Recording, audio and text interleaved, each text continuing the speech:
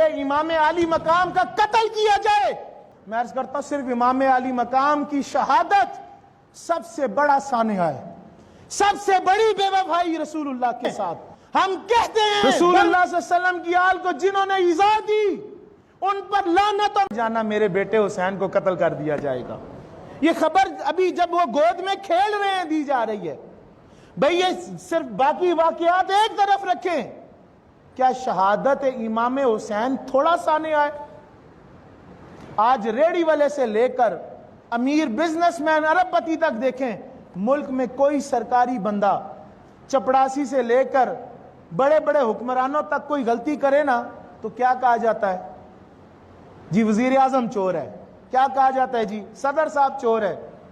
کوئی بھی دنیا کا ملک دیکھیں، بھئی غلطی اگر ایک چھوٹے سے افسر کی بھی کسی محکمے کی چپڑاسی کی بھی ہو تو کہا جاتا ہے جی حکمران چور ہے۔ میں عرض کرتا ہوں تم جتنے مرضی کلین چٹیں دینے چاہو نہیں دے سکتے۔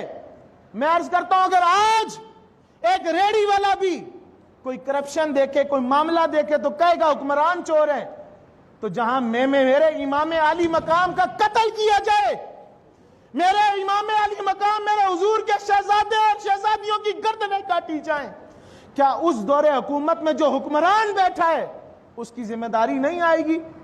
حضرت سیدنا عمر خطاب فرمائیں کہ اگر فرات کے کنارے پر کتا پیاسا مر جائے تو اس کا بھی قیامت کے دن عمر کو حساب دینا ہے۔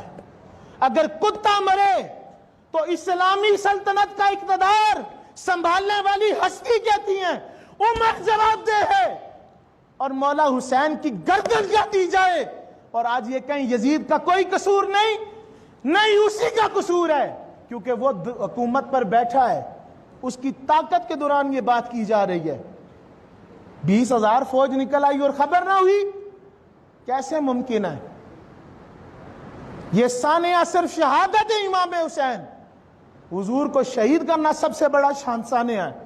جس رنگ میں بھی، جس انداز میں بھی، جو بھی روایات رکھو، میں عرض کرتا ہوں صرف امام علی مقام کی شہادت سب سے بڑا سانحہ ہے، سب سے بڑی بے وفائی رسول اللہ کے ساتھ۔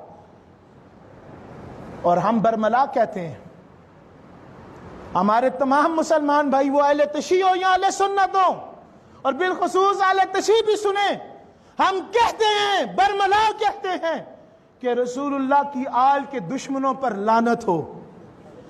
رسول اللہ صلی اللہ علیہ وسلم کی آل کو جنہوں نے ایذا دی ان پر لعنت، اور نہ ہم لعنت کرتے ہیں بلکہ اللہ ان پر لعنت فرما رہا ہے، اللہ کے فرشتے ان پر لعنت فرما رہے ہیں، رسول اللہ ان پر لعنت فرما رہے ہیں۔ میں عرض گزار ہوں وہ لعنتی ہیں، لیکن ہم یہاں یہ بھی کہنا چاہتے ہیں کہ اہل بیت اطہار کے دشمنوں پر لعنت، ساتھ ساتھ ابو بکر کے دشمنوں پر بھی لعنت، عمر کے دشمنوں پر بھی لعنت، عثمان کے دشمنوں پر بھی لعنت، علی کے دشمنوں پر بھی لعنت۔ ہم کہتے ہیں صحابہ اور اہل بیت دونوں کے دشمنوں پر لعنت ہو اور بے شمار لعنت ہو، لیکن ہم اس میں کلین چٹ نہیں دیتے یزید کو۔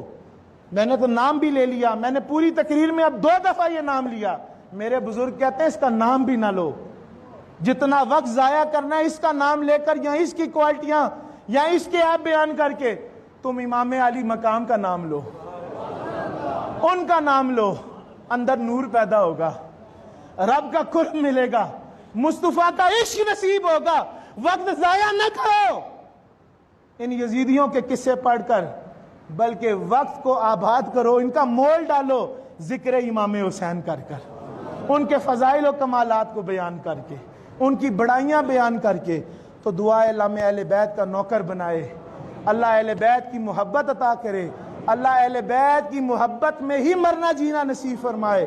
اور جب دم آخر ہو، چونکہ یہ مسلم عقیدہ ہے اور روایات حقیقت پر مبنی اور دلائل کے ساتھ موجود ہیں کہ جس کے سینے میں اہل بیت کی محبت ہو خاتمہ بالایمان اس کو نصیب ہوتا ہے۔